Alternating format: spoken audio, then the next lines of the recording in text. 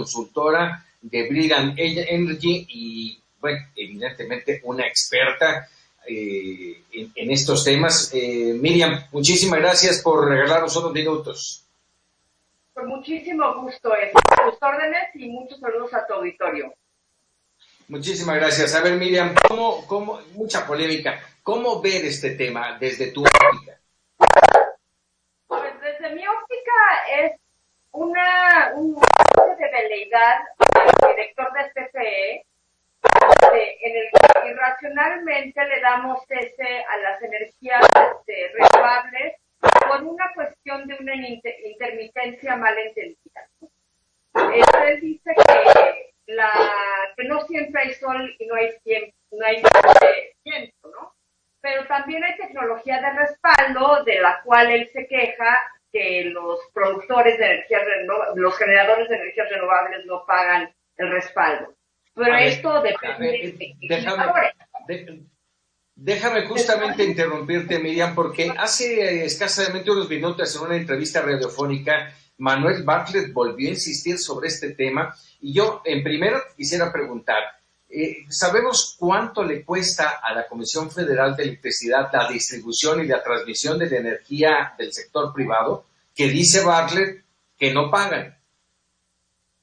Pues no han dado cifras oficiales, simplemente dicen que no pagan el servicio de transmisión.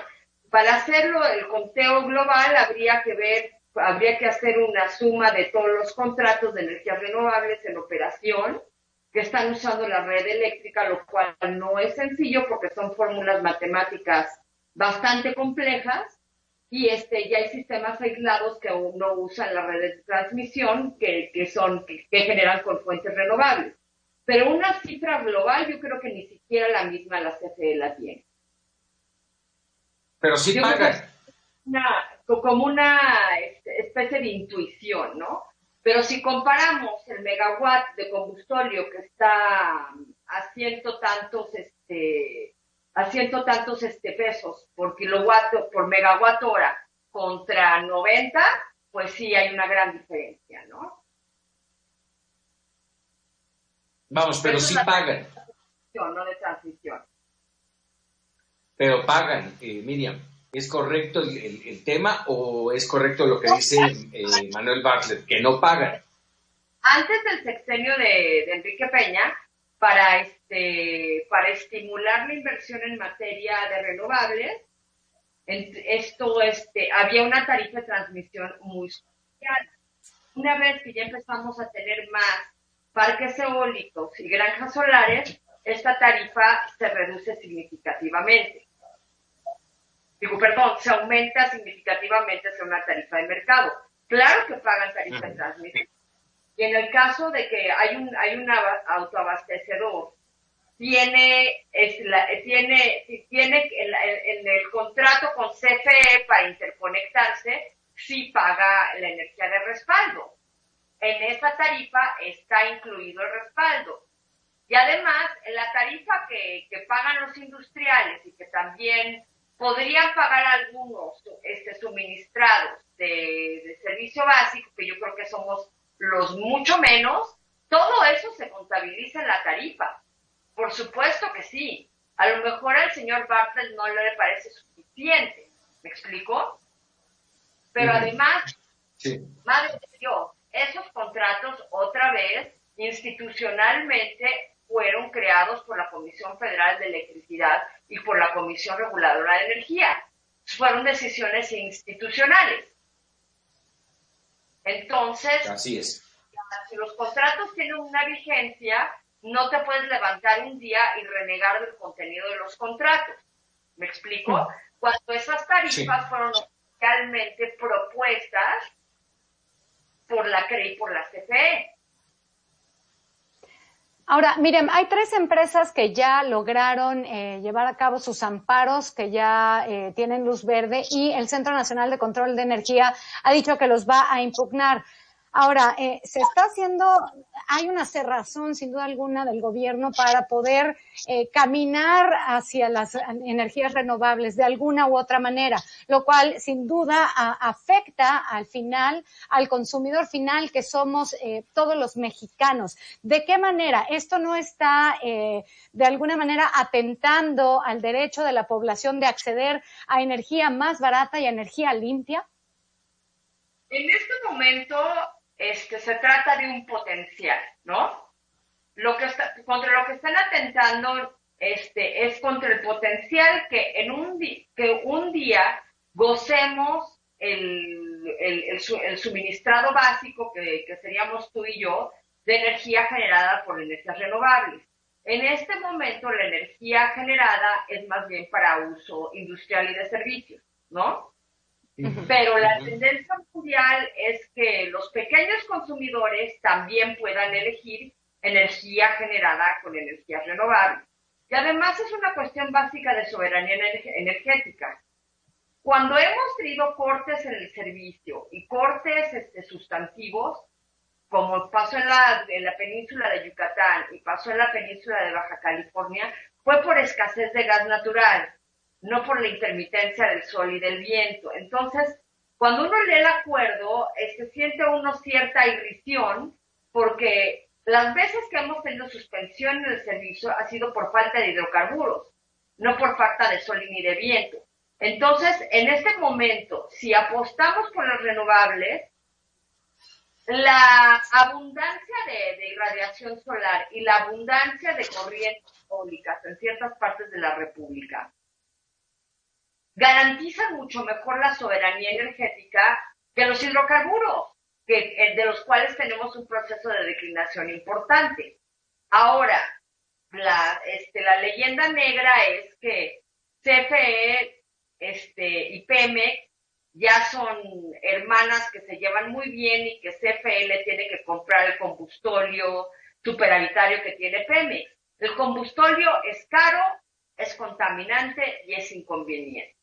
Y en ese sentido sí hay una afectación social notable. A ver, en esto que estás mencionando, Miriam, a ver, ¿cuál es entonces el objetivo de estas nuevas reglas, de este decreto? Se dice, por un lado, el tema de la pandemia, también se habló, lo que has mencionado, de las intermitencias, la baja de demanda por el tema de la pandemia, el combustóleo, que es aparentemente, como lo acabas de decir, la manzana de la discordia, o es fortalecer a Pemex y a CFE. Y vamos a ver si es este último punto, ¿de qué le sirve a los mexicanos? A los mexicanos nos sirve un mercado abierto en donde podamos ampliar nuestro espectro de elección. Estas medidas llevadas a cabo por el gobierno restringen nuestro espectro de elección, ¿no? Van con lo mismo. CFE le compra gas o combustóleo o diésel a Pemex para sus centrales, o se compra carbón, que es aún peor, y es CFE quien la generadora, transmisora y distribuidora de todo el país. Lo cual nos deja con cero opciones fuera de CFE para abastecernos, ya sea sector comercial, industrial, o los pequeños consumidores como somos ustedes y yo. Entonces, yo creo que más que nada es una fobia a la iniciativa privada, y es una fobia a la iniciativa privada de naturaleza extranjera, que no tiene nada que ver con la confiabilidad del sistema eléctrico. Además, el porcentaje de energía generada con energías renovables, si excluyes a las hidroeléctricas, y si excluyes a Laguna Verde, que no es considerada renovable, pero se considera limpia, es ínfimo. Estamos hablando, yo creo que del 5%. Entonces, si quieres tener un impacto que de alguna manera compensa la baja de demanda, pues deja de generar con las centrales eléctricas, que son las más contaminantes. Además, el padecimiento COVID-19 tiene una manifestación preponderante que es una afectación respiratoria. Entonces, ¿en qué mundo favorecen las energías que más problemas respiratorios causan en esta contingencia. Yo más bien diría, vamos a tener un problema en los mercados petroleros globales, ¿no? Porque el transporte está complicado por la contingencia sanitaria, ¿no? Entonces, vamos, en los mercados petroleros, los mercados hidrocarburos son complicados y además son más contaminantes y presentan más dificultades para que respiremos cuando se genera con ellos. O sea, si ustedes se dan una vuelta por el área de Tula, van a ver que no se respira a gusto, ¿no? Para nada. Y Tula es uno de las refinerías que más combustorio produce.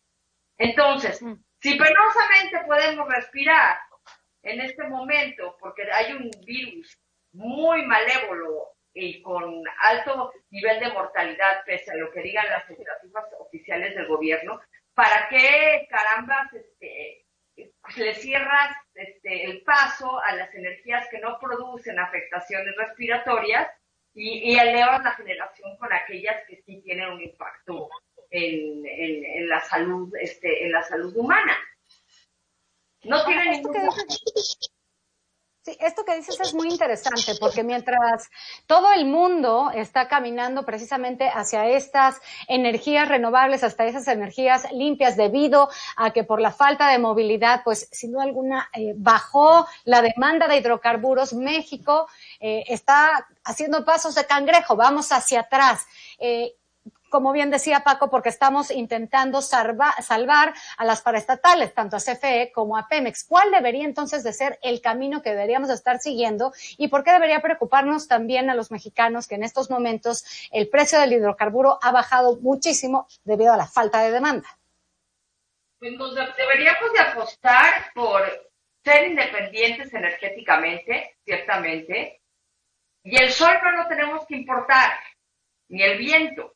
Están ahí, son bienes públicos, ¿no? De hecho, podemos disponer de ellos con absoluta libertad, ¿no?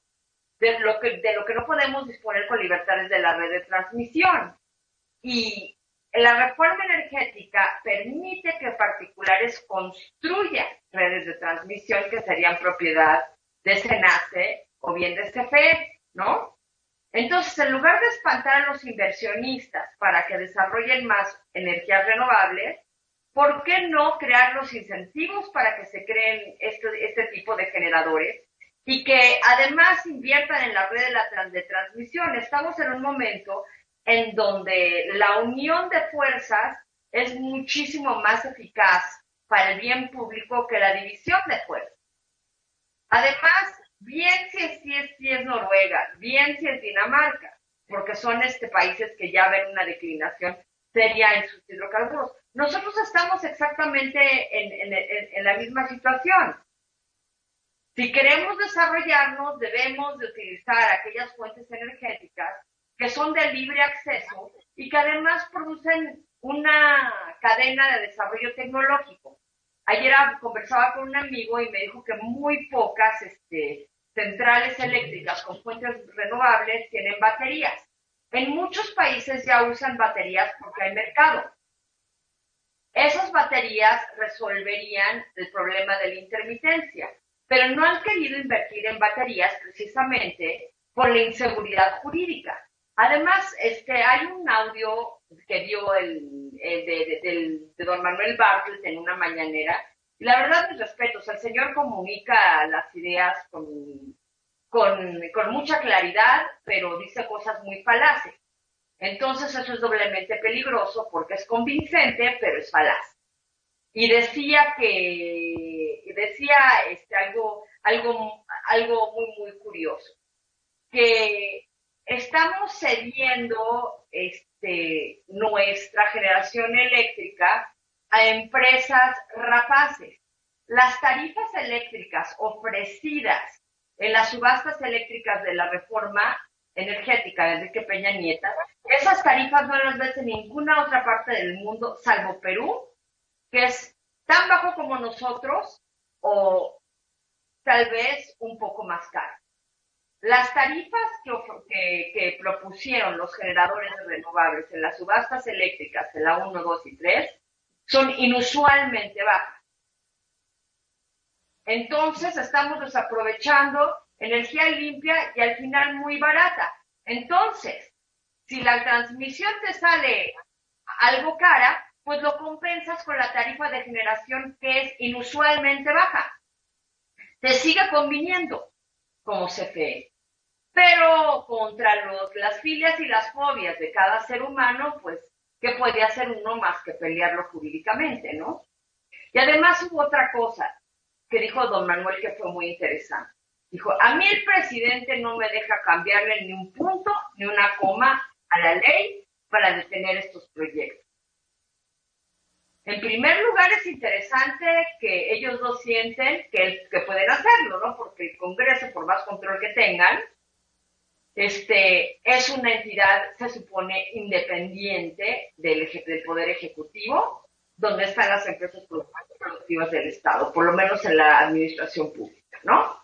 Entonces, ¿por qué dice que no le deja cambiarle un punto y una coma a la ley? Si quisieran, tendrían que pasar por el proceso legislativo, ¿no? Y dice que porque el presidente no le deja cambiar la ley, lo hace por medio de un acuerdo. Y eso no se vale. Es o cambias la ley o no puedes tocar estos proyectos. Y por eso ya son 14 sentencias interlocutorias que otorgan una suspensión no definitiva para que puedan hacer sus pruebas de arranque.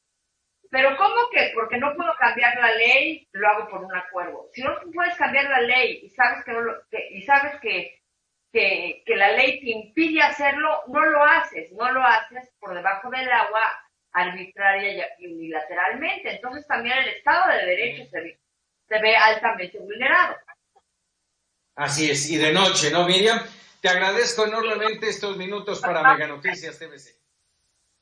Nos despertamos con esta nueva realidad y pues no hay comunicación con las empresas, no hay comunicación con el público. Entonces, de repente, un buen día aparece el acuerdo y además no pasó ni siquiera por la Comisión Nacional de Mejora Regulatoria, que es donde los participantes tenemos